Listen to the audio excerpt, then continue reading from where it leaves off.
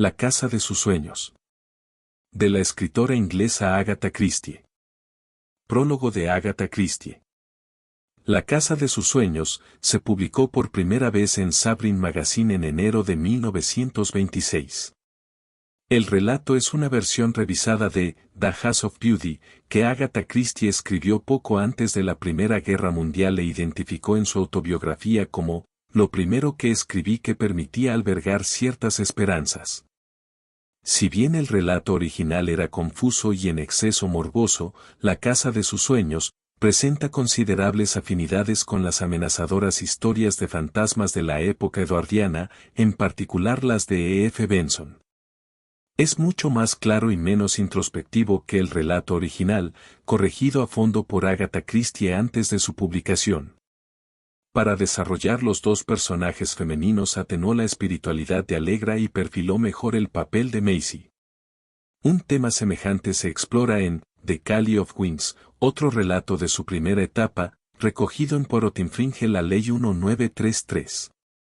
En 1938 Agatha Christie reflexionó sobre The House of Beauty, recordando que concebirlo había sido agradable y escribirlo en extremo tedioso, pero que la semilla estaba ya sembrada. Me aficioné cada vez más a ese pasatiempo. Si un día estaba ociosa, sin mucho que hacer, pensaba un relato. Siempre tenían finales tristes y a veces elevados sentimientos morales. Un importante estímulo en aquellos primeros años fue un vecino de Dartmoor, Eden Phillpotts, famoso novelista y amigo de la familia, que aconsejó a Christie, por entonces Agatha Miller, respecto a sus relatos y le recomendó la lectura de escritores cuyo estilo y vocabulario podían servirle de inspiración. Tiempo después, cuando su propia fama había eclipsado la de él, Agatha Christie reconoció que Phillpotts le había mostrado el tacto y la solidaridad necesarios para que un joven autor no pierda la confianza en sí mismo. Me admira la comprensión con que me brindaba solo aliento y se abstenía de criticarme. Al morir Phillpotts en 1960, Agatha Christie escribió: por su bondad conmigo cuando yo era joven y empezaba a escribir, nunca le estaré suficientemente agradecida. La casa de sus sueños. Esta es la historia de John Segrave, de su vida, que fue insatisfactoria, de su amor, no correspondido, de sus sueños, y de su muerte. Y si en estos últimos encontró lo que en aquellos le había sido negado, podría considerarse que en suma disfrutó de una vida aventurosa. ¿Quién sabe? La familia de John Segrave andaba de capa caída desde hacía un siglo. Sus antepasados habían sido ricos hacendados desde la época isabelina, pero no quedaban ya más tierras por vender. Se había juzgado oportuno que al menos uno de los hijos se instruyese en el provechoso arte de amasar fortuna. Una involuntaria ironía del destino quiso que fuese John el elegido. Viendo su boca peculiarmente sensual y sus ojos garzos y alargados, apenas dos rendijas que le conferían un aire de elfo o fauno, de criatura montará salida de los bosques, resultaba incomprensible que fuese la ofrenda, el sacrificio en el altar de las finanzas. El olor de la tierra, el sabor del salitre en los labios, el cielo raso sobre la cabeza, esas eran las cosas que John Segrave más quería, y a las que debía decir adiós. A los 18 años entró como joven empleado en una importante compañía. 7 años más tarde seguía siendo empleado, ya no tan joven pero con idéntica categoría. Su modo de ser no incluía la facultad de prosperar en la vida. Era puntual, voluntarioso, diligente, un empleado y nada más que un empleado. Y sin embargo podría haber sido, ¿qué? Él mismo era incapaz de responder a esa pregunta, pero tenía la firme convicción de que en alguna parte existía una vida en la que su presencia sería digna de consideración. Poseía una fuerza, una rapidez de percepción, una cualidad indefinida que sus compañeros de fatigas no imaginaban siquiera. Les caía bien. Despertaba simpatía por su despreocupada cordialidad, y nadie reparaba en el hecho de que excluía a los demás de cualquier forma de verdadera intimidad, aunque, eso sí, con igual despreocupación. El sueño se presentó de manera súbita. No era una fantasía infantil aumentada y desarrollada a lo largo de los años. Lo asaltó una noche a mediados de verano, o para ser más exactos ya de madrugada. Ion Segrave se despertó estremecido e intentó denodadamente retenerlo mientras se esfumaba, escurriéndosele entre los dedos con la evanescencia propia de los sueños. Se aferró a él con desesperación. No debía dejarlo escapar. No debía. Debía fijar aquella casa en su memoria. Era la casa, sin duda. La casa que tan bien conocía. ¿Era una casa real o existía únicamente en sus sueños? No lo recordaba, pero desde luego la conocía muy bien. La luz tenue y gris del alba se filtraba en la habitación. La quietud era extraordinaria. A las 4:30 de la mañana Londres, el cansado Londres, hallaba un breve instante de paz. Ion Segrave permaneció inmóvil, arrebujado en su júbilo, en la exquisita belleza del prodigioso sueño. ¿Con qué habilidad había conseguido grabárselo en la mente? Por norma, los sueños pasaban de manera fugaz, se desvanecían mientras uno, con la gradual conciencia del despertar, trataba de atraparlos y detenerlos con sus torpes manos. Pero él había sido más rápido que aquel sueño. Lo había sido cuando se deslizaba velozmente ante él. Era un sueño fuera de lo común. Aparecía la casa y... Un sobresalto interrumpió sus cavilaciones, pues al pararse a pensar cayó en la cuenta de que nada recordaba aparte de la casa. Y de pronto, con un asomo de decepción, descubrió que en realidad no conocía aquella casa. Ni siquiera había soñado antes con ella. Era una casa blanca, construida en lo alto de un promontorio. Se veían árboles alrededor y colinas azules a lo lejos, pero su peculiar encanto no residía en el paisaje, puesto que, y ahí estaba la clave, el clímax del sueño, era una casa preciosa, singularmente preciosa. Se le aceleró el corazón al revivir de nuevo la insólita belleza de la casa. El exterior, por supuesto, ya que nunca había estado dentro. A ese respecto no había duda, la menor duda. Luego, a medida que cobraban forma los lóbregos contornos de su habitación de alquiler, experimentó la desilusión del soñador. Quizá, después de todo, el sueño no había sido tan prodigioso, o acaso la parte prodigiosa, la parte esclarecedora, se le había escapado, mofándose de sus vanos esfuerzos por aprenderla. Una casa blanca, en lo alto de un promontorio. Aparentemente no había en eso motivo alguno para tanto entusiasmo. Era una casa grande, recordaba, con muchas ventanas, y todas las persianas bajadas no porque sus moradores se hubiesen marchado, de eso estaba seguro, sino porque era tan temprano que nadie se había levantado aún. De pronto se rió del sinsentido de sus imaginaciones y recordó que esa noche tenía que cenar con el señor Betterman. Maisie Betterman era la única hija de Rudolf Betterman y estaba acostumbrada a conseguir todo cuanto quería. En una visita al despacho de su padre se había fijado en Ion Segrave. A petición de su padre, el joven había entrado unas cartas. Cuando salió, Maisie preguntó por él a su padre. Betterman le habló con franqueza. Es hijo de Sir Edward Segrave. Una familia de alcurnia, pero ida a menos. Este muchacho nunca llegará a nada. Yo lo aprecio, pero es un cero a la izquierda. Le falta empuje. Quizá a Maisie el empuje la traía sin cuidado.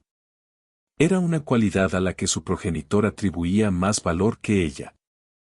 Fuera como fuese, 15 días después convenció a su padre de que invitase a Ion Segrave a cenar.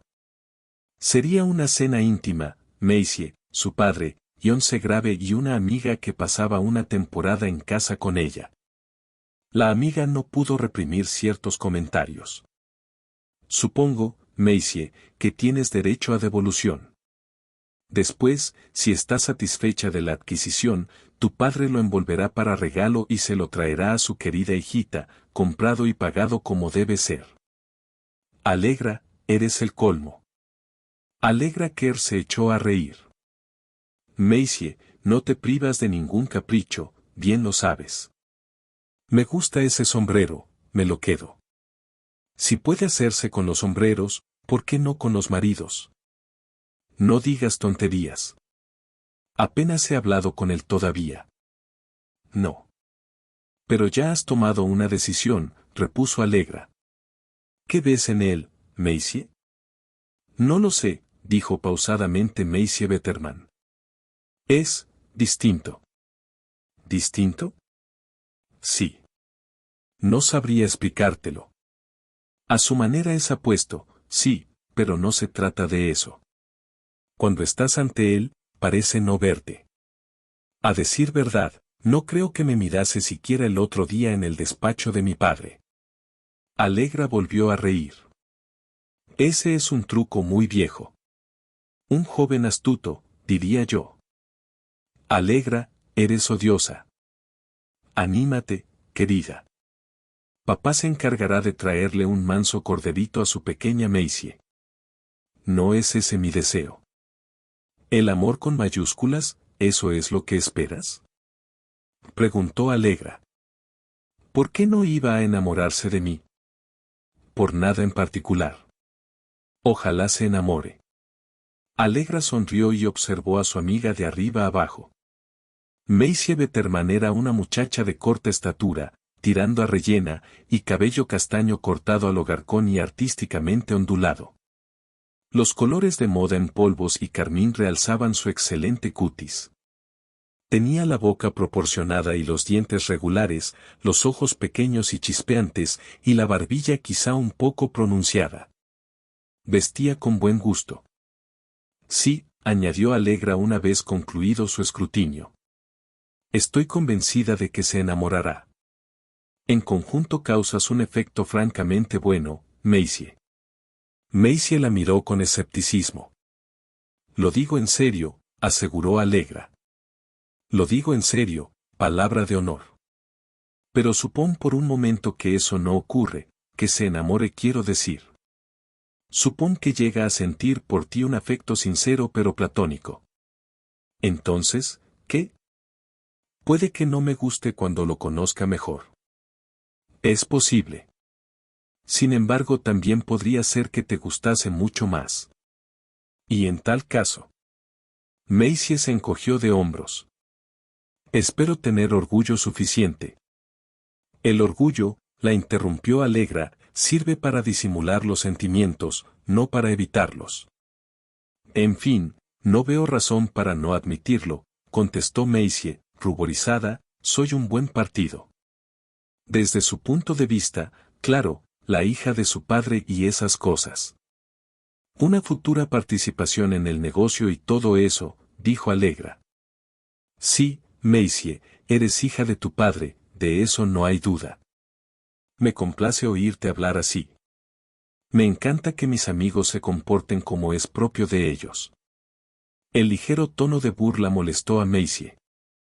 Eres detestable, Allegra. Pero estimulante, querida. Por eso me acoges en tu casa. Me interesa la historia, como tú sabes, y siempre me había intrigado el motivo por el cual se toleraba y de hecho se fomentaba la figura del bufón de la corte.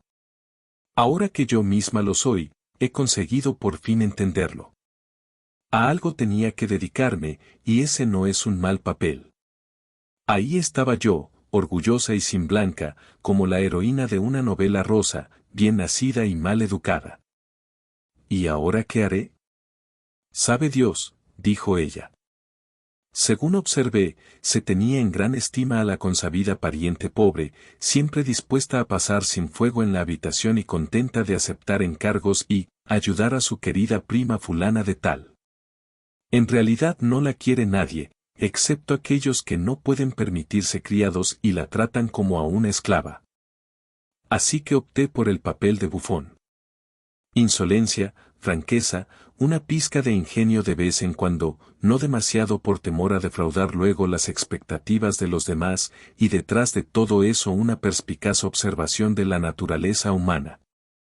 A la gente le gusta oír lo horrible que es, por eso acude en tropel a escuchar a los predicadores. Y he tenido un gran éxito. Recibo continuas invitaciones. Puedo llevar una vida desahogada a costa de mis amigos, y me guardo bien de fingir gratitud. Eres única, Allegra. Habla sin pensar. En eso te equivocas. Pienso mucho todo lo que digo. Mi aparente espontaneidad es siempre calculada. Tengo que andarme con cuidado. Este trabajo debe durarme mientras viva. ¿Por qué no te casas?, preguntó Maisie. Me consta que has tenido muchas ofertas. Una expresión severa apareció de pronto en el rostro de Allegra. Nunca me casaré. Porque, Maisie, mirando a su amiga, dejó la frase inacabada. Allegra movió la cabeza en un breve gesto de asentimiento. Se oyeron unas pisadas en la escalera. El mayordomo abrió la puerta y anunció: el señor Segrave. Ion entró sin especial entusiasmo. No imaginaba por qué lo había invitado el viejo. Si hubiese podido librarse del compromiso, lo habría hecho. Aquella casa, con su sólida magnificencia y el suave pelo de sus alfombras, lo deprimía. Una muchacha se acercó y le estrechó la mano. Recordaba vagamente haberla visto en el despacho de su padre. Mucho gusto, señor Segrave. Señor Segrave, la señorita Kerr. Ion salió súbitamente de su apatía. ¿Quién era esa otra joven? ¿De dónde había surgido? A juzgar por los ropajes ígneos que flotaban en torno a su cuerpo y las diminutas alas de mercurio que coronaban su pequeña cabeza griega, se habría dicho que era un ser transitorio y fugaz, destacándose sobre el apagado fondo con un efecto de irrealidad. Al cabo de un momento entró Rudolf Betterman, acompañado por los crujidos de su amplia y reluciente pechera. Sin mayores formalidades comenzaron a cenar. Allegra Kerr conversó con su anfitrión. Ion Segrave tuvo que dedicar su atención a Maisie, pese a que no podía apartar de su pensamiento a la otra muchacha. Poseía un gran encanto, aunque era un encanto, pensó, más afectado que natural. Sin embargo, detrás de eso se percibía algo más, un fulgor trémulo, irregular, fluctuante, como los fuegos fatuos que antaño atraían a los hombres desde los pantanos. Tuvo por fin ocasión de hablar con ella. Maisie transmitía a su padre un mensaje de algún amigo que había visto aquel día. Pero llegado el momento se sintió cohibido y la miró en silencio con expresión suplicante. Temas de sobremesa, dijo ella para romper el hielo. Podemos comenzar por los teatros o con una de esas innumerables preguntas de apertura, ¿le gusta a usted? Ion se echó a reír. ¿Y si descubrimos que a los dos nos gustan los perros o nos desagradan los gatos rubios? Contestó, se formará entre nosotros lo que llaman un lazo afectivo. Sin duda, afirmó Allegra con fingida seriedad. Es una lástima, creo, ceñirse a un guión. Sin embargo, eso pone la conversación al alcance de todos. Cierto, convino Ion, pero con consecuencias desastrosas. Conviene conocer las reglas, aunque solo sea para transgredirlas. Ion sonrió. Supongo, pues, que usted y yo nos abandonaremos a nuestras particulares ocurrencias, aun a riesgo de sacar a la luz la genialidad, que es prima hermana de la locura. Con un movimiento brusco y descuidado, la muchacha golpeó con la mano una copa de vino. La copa cayó al suelo y se rompió ruidosamente. Maisie y su padre dejaron de hablar. Lo siento mucho, señor Betterman, se disculpó Allegra. Ahora me dedico a tirar copas al suelo. Mi querida Allegra, no tiene la más mínima importancia, la más mínima. Entre dientes, Ion Segrave masculló. Cristales rotos. Eso trae mala suerte. Ojalá no hubiese ocurrido. No se preocupe, dijo Allegra. ¿Cómo era aquella frase? No es posible traer mala suerte al lugar donde la mala suerte habita. Allegra se volvió de nuevo hacia Betterman. Ion, reanudando la conversación con Maisie, trató de situar la cita. Por fin lo consiguió. Eran las palabras pronunciadas por Sieglinde en las Valquirias cuando Siegmund propone abandonar la casa. Ha querido decir, pensó Jon. Pero Maisie le preguntaba ya su opinión sobre la última revista musical. Poco antes Jon había admitido su afición por la música. Después de la cena pediremos a Allegra que toque un rato, sugirió Maisie. Pasaron al salón todos juntos, hombres y mujeres, costumbre que Betterman, en secreto, consideraba incivilizada. Él prefería la ceremoniosa solemnidad del ofrecimiento de cigarros y la botella de vino circulando de mano en mano. Pero quizá aquella noche fuese mejor así. No imaginaba de qué demonios podría hablar con el joven Segrave. Maisie estaba excediéndose con sus caprichos. Aquel tipo no era precisamente atractivo de verdad, y menos aún simpático. Sintió alivio cuando Maisie pidió a Allegra que tocase algo. Así la velada no se prolongaría tanto. Aquel joven idiota ni siquiera jugaba al bridge. Allegra tocaba bien, aunque sin la seguridad de un profesional. Interpretó música moderna, Debussy, Strauss y un poco de Scriabin. A continuación ejecutó el primer movimiento de la sonata patética de Beethoven, esa expresión de dolor infinito, de un pesar tan inmenso y eterno como el tiempo, que sin embargo destila de principio a fin el ánimo de quien no acepta la derrota, y en la majestuosidad de esa perpetua aflicción avanza con el ritmo del conquistador hacia su sino. En los últimos compases Allegra vaciló, tocó un acorde disonante y se interrumpió bruscamente. Miró a Maisie y rió con una mueca burlona.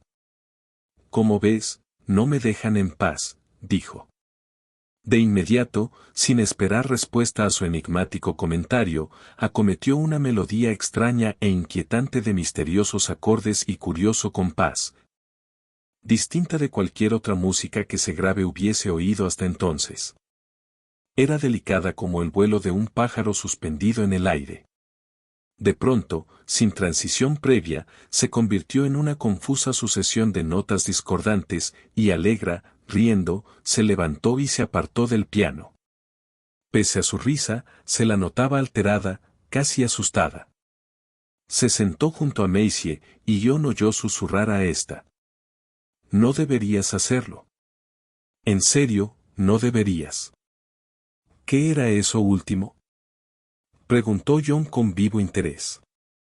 «Una composición mía», contestó Allegra con tono seco y cortante. Betterman cambió de tema. Aquella noche Jon Segrave volvió a soñar con la casa. Jon se sentía desdichado. Nunca antes su vida le había resultado tan tediosa.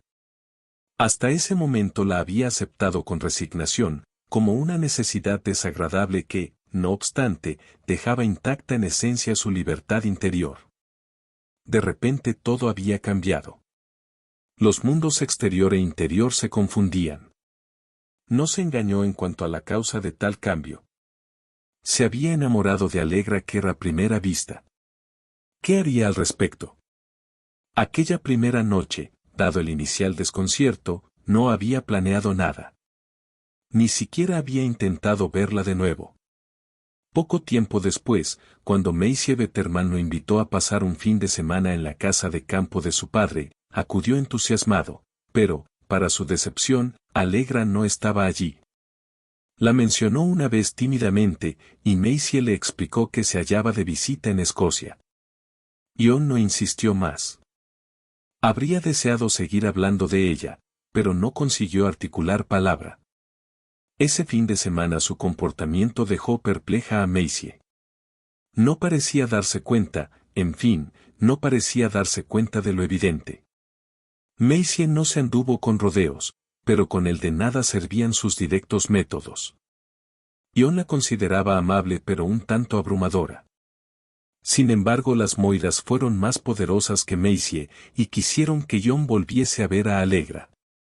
Se encontraron casualmente en el parque un domingo por la tarde. Jon la vio de lejos, y el corazón empezó a latirle con fuerza contra las costillas. ¿Y si se había olvidado de él? Pero Allegra lo recordaba. Se detuvo y habló con él. Minutos después paseaban juntos por la hierba. Ion se sentía absurdamente feliz. De improviso preguntó: ¿Cree usted en los sueños? Creo en las pesadillas, repuso Allegra. La aspereza de su contestación sorprendió a Ion. Las pesadillas, repitió él como un estúpido. No me refería a las pesadillas. No, dijo ella. En su vida no ha habido pesadillas, eso se nota. De pronto su voz sonaba distinta, más tierna. Ion, tartamudeando ligeramente, le habló de la casa blanca de sus sueños. Había soñado con ella ya 6 veces, no, 7. Siempre la misma. Y era hermosa, muy hermosa. ¿Se da cuenta? En cierto modo tiene que ver con usted, prosiguió Ion. Soñé con ella por primera vez la noche antes de conocerla. ¿Conmigo? Allegra dejó escapar una risa breve y amarga. No, eso es imposible, la casa era hermosa. Y usted también, aseguró Ion grave. Un tanto enojada, Allegra se ruborizó. Disculpe. He dicho una tontería. Ha dado la impresión de que buscaba un halago, ¿verdad? Pero nada más lejos de mis deseos. Exteriormente no tengo mala presencia, ya lo sé. Aún no he visto la casa por dentro, dijo Ion. Cuando la vea, sin duda la encontraré tan hermosa como por fuera. Hablaba despacio, con seriedad, dando a las palabras un sentido que Allegra prefirió pasar por alto. Quiero decirle otra cosa, si está dispuesta a escucharme. Escucharé, contestó Allegra. Voy a dejar mi empleo. Tenía que haberlo dejado hace mucho, ahora lo veo claro. Me he conformado con mi suerte, consciente de mi fracaso, sin preocuparme demasiado, viviendo día a día. Ese no es comportamiento propio de un hombre. Un hombre debe buscar una actividad para la que esté capacitado y triunfar en ella. Voy a dejar esto y dedicarme a otra cosa, algo muy distinto. Se trata de una especie de expedición a África Occidental. No puedo entrar en detalles, me he comprometido a mantenerlo en secreto. Pero si todo sale según lo previsto, en fin, seré rico. ¿También usted, pues, mide el éxito en función del dinero? Para mí el dinero solo significa una cosa, usted. Cuando regrese, Ion se interrumpió. Allegra agachó la cabeza. Había palidecido. No fingiré haber entendido mal. Porque he de decirle algo ahora mismo, de una vez para siempre, nunca me casaré. Ion reflexionó por un momento y luego, con extrema delicadeza, preguntó. ¿No puede decirme por qué? Podría, pero decírselo es lo que menos deseo en este mundo. Ion quedó de nuevo en silencio. De repente alzó la vista y una sonrisa singularmente atractiva iluminó su rostro de fauno. Comprendo, afirmó. No quiere permitirme entrar en la casa, ni siquiera a echar una breve ojeada. Las persianas deben seguir bajadas. Allegra se inclinó y apoyó una mano en la de él. Solo le diré una cosa. Usted sueña con su casa. Yo en cambio no tengo sueños, tengo pesadillas. Y dicho esto se alejó, súbitamente, dejándolo en el mayor desconcierto. Aquella noche Ion soñó de nuevo. Últimamente había comprobado que la casa estaba sin duda habitada. Había visto una mano que apartaba una persiana, había vislumbrado siluetas que se movían en el interior. Aquella noche la casa parecía más hermosa que nunca. Sus paredes blancas resplandecían al sol. La imagen era de una paz y una belleza absolutas. De pronto lo asaltó un júbilo más intenso. Alguien se acercaba a la ventana. Lo sabía. Una mano, la misma que había visto antes, cogió la persiana y la apartó. En unos segundos vería. Se despertó, estremecido aún a causa del horror, de la indescriptible aversión experimentada al contemplar a la criatura que lo había mirado desde la ventana de la casa. Era una criatura inconcebiblemente horrenda, una criatura tan abominable y repulsiva que su mero recuerdo le producía náuseas. Y Ion sabía que lo más espantoso y repugnante de ella era su presencia en aquella casa, la casa de la belleza. Ya que donde aquella criatura moraba había horror, un horror que se alzaba y hacía añicos la paz y la serenidad que correspondían a la casa por derecho propio. La belleza, la extraordinaria e inmortal belleza de la casa, había quedado mancillada de manera irremediable, pues entre sus sagradas paredes habitaba la sombra de una criatura inmunda. Segrave sabía que si volvía a soñar con la casa, despertaría de inmediato sobresaltado, por miedo a que desde su blanca belleza lo mirase de pronto la criatura. Cuando salió de la oficina al día siguiente, fue derecho a casa de los Betterman. Tenía que ver a Allegra Kerr. Maisie sabría dónde localizarla. Cuando lo llevaron ante Maisie, ella saltó de su asiento. Ion no percibió el destello de ilusión que iluminó sus ojos. Con la mano de Maisie aún en la suya, titubeando, formuló su pregunta. La señorita Kerr. Nos encontramos ayer, pero no sé dónde vive. Ion no notó la súbita flacidez en la mano de Maisie al retirarla, ni extrajo conclusión alguna de la repentina frialdad de su voz. Allegra está aquí, hospedada en esta casa. Pero, sintiéndolo mucho, ahora no puede verla. Pero su madre ha muerto esta mañana, continuó Maisie. Acabamos de recibir la noticia. Oh, exclamó John, desconcertado. Ha sido muy triste, dijo Maisie. Vaciló por un instante y luego añadió, verá, ha muerto, bueno, prácticamente en un manicomio. Ha habido muchos casos de demencia en la familia. El abuelo se pegó un tiro, una de las tías de Allegra es una débil mental desahuciada, y otra murió ahogada, también por suicidio. Ion Segrave dejó escapar un balbuceo inarticulado. He pensado que debía saberlo, dijo Maisie con tono virtuoso. Para eso están los amigos, y nosotros lo somos, ¿no? Ya sé que Allegra es muy atractiva. Muchos hombres han pedido su mano, pero como es lógico ella no quiere casarse. ¿No sería correcto, no cree? Ella está bien, afirmó John, y su propia voz le sonó ronca y poco natural. No le pasa nada. Eso nunca se sabe. Su madre, de joven, tampoco parecía tener ningún problema. Y últimamente, en fin, no es que fuese solo un poco rara, estaba loca de atar. Es espantosa, la demencia. Sí, horrible, dijo John, comprendiendo de pronto que era la criatura que lo había mirado desde la ventana de la casa. Maisie seguía hablando. En realidad, la interrumpió John bruscamente, he venido a despedirme y agradecerle de paso su amabilidad. ¿No irá a marcharse de la ciudad?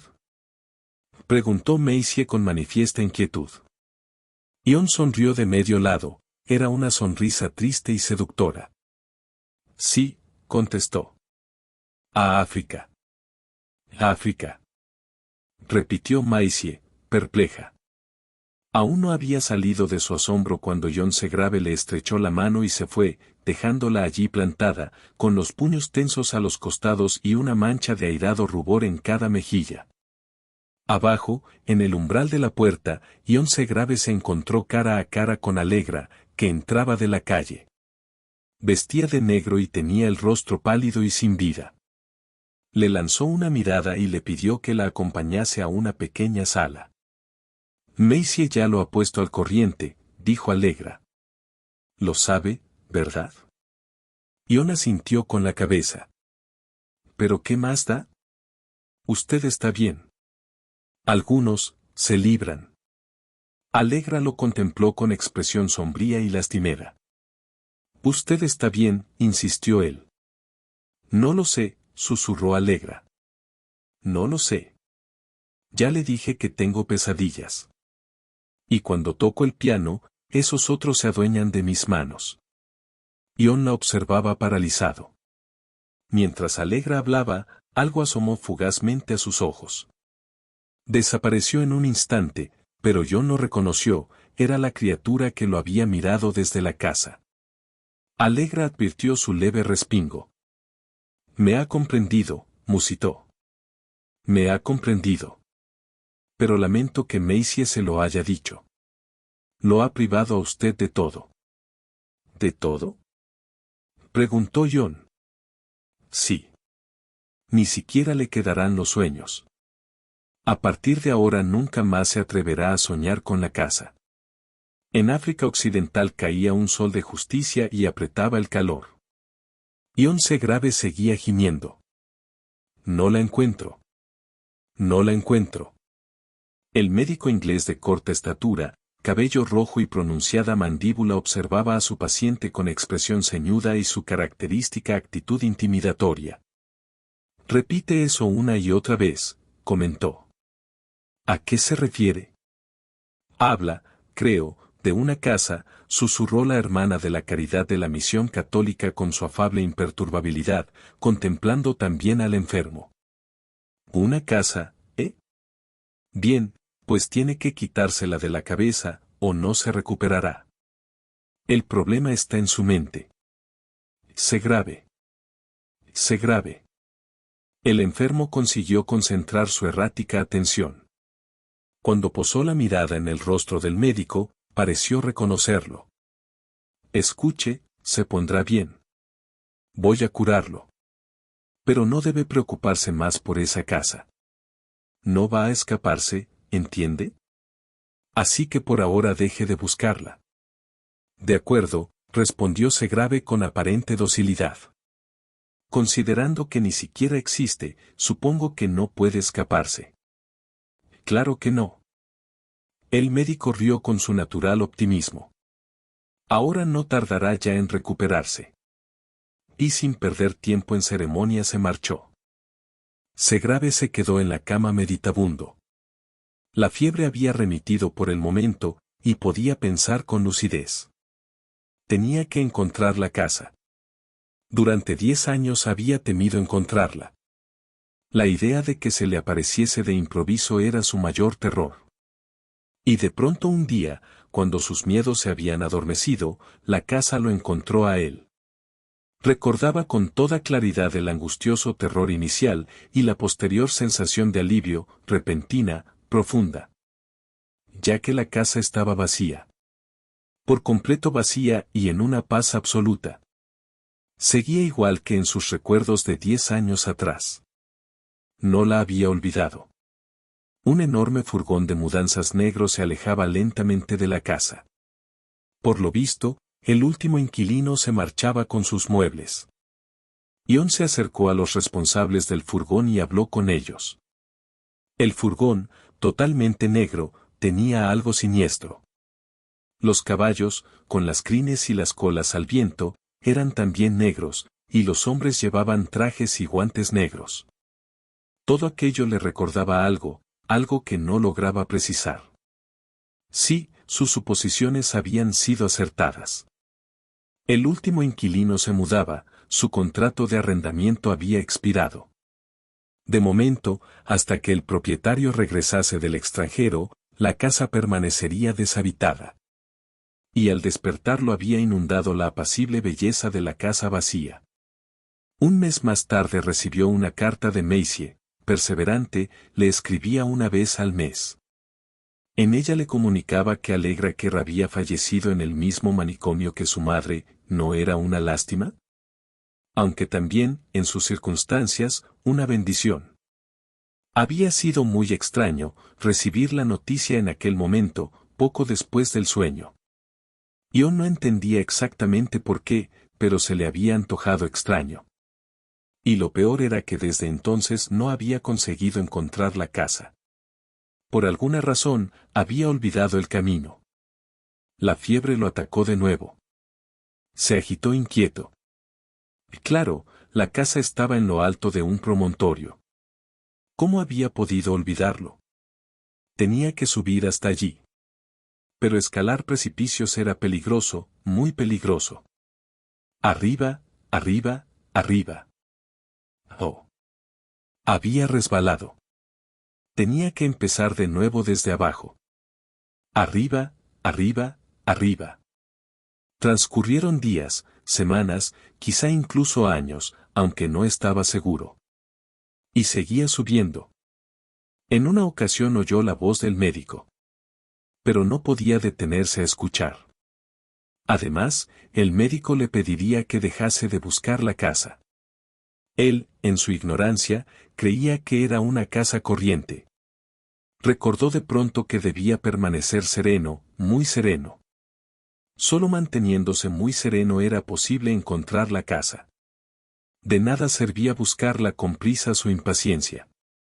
Si conseguía conservar la serenidad. Pero hacía tanto calor. Calor. Hacía frío. Sí, frío. No escalaba por un precipicio, sino por un iceberg, por la pared gélida y recortada de un iceberg. Empezaba a flaquear. Abandonaría la búsqueda, era un esfuerzo inútil. Pero allí había un sendero. Eso al menos era mejor que un iceberg. Y qué a gusto se estaba en aquel sendero verde, sombreado y fresco. Y aquellos árboles eran magníficos. Se parecían mucho a, ¿cómo se llamaban? No se acordaba, pero daba igual. Y había también flores. Flores doradas y azules. Era todo precioso, y misteriosamente familiar. Sí, claro, había estado allí antes. Entre los árboles se veía ya el resplandor de la casa, en lo alto del promontorio. ¡Qué hermosa era! El sendero verde, los árboles y las flores no eran nada en comparación con la belleza suprema y placentera de la casa. Apretó el paso. Y pensar que nunca había entrado en ella. ¡Qué tonto había sido! Al fin y al cabo, siempre había tenido la llave en el bolsillo. Y naturalmente la belleza exterior de la casa era insignificante al lado de la belleza interior, sobre todo ahora que el propietario había regresado del extranjero. Ascendió por la escalinata hacia la gran puerta. Unas manos poderosas y crueles tiraron de él hacia atrás. Forcejearon con él, zarandeándolo en todas direcciones. El médico lo sacudía, le bramaba al oído. Aguante, puede conseguirlo. No se abandone. No se abandone. En sus ojos brillaba la fiereza de quien ha visto al enemigo. Segrave se preguntó quién era el enemigo. La monja del hábito negro rezaba. También eso le resultó extraño. Él solo quería que lo dejasen tranquilo. Solo quería volver a la casa. Pues la casa se desvanecía por momentos. Eso se debía sin duda a la extraordinaria fortaleza del médico. Ion era incapaz de resistirse al médico. Ojalá pudiese. Pero, un momento. Existía una escapatoria, el modo en que los sueños se esfumaban al despertar. No había fuerza capaz de retenerlos, inevitablemente pasaban de largo. Si se escabullía entre sus manos, el médico nada podría hacer para impedírselo. Solo tenía que escabullirse. Sí, esa era la solución. Veía de nuevo las paredes blancas, oía la voz del médico cada vez más lejana y apenas notaba sus manos. Descubrió de pronto cómo se regodeaban los sueños cuando lo eludían a uno. Se hallaba ya ante la puerta de la casa. Nada perturbaba la absoluta quietud. Introdujo la llave en la cerradura y abrió. Aguardó solo un instante, para percibir en toda su dimensión la perfecta, la inefable, la satisfactoria plenitud de su júbilo. Finalmente traspasó el umbral. Fin de la historia. Si te gustó la historia, te invitamos a dar un like. Y si deseas, a suscribirte. Muchas gracias por visitar el canal.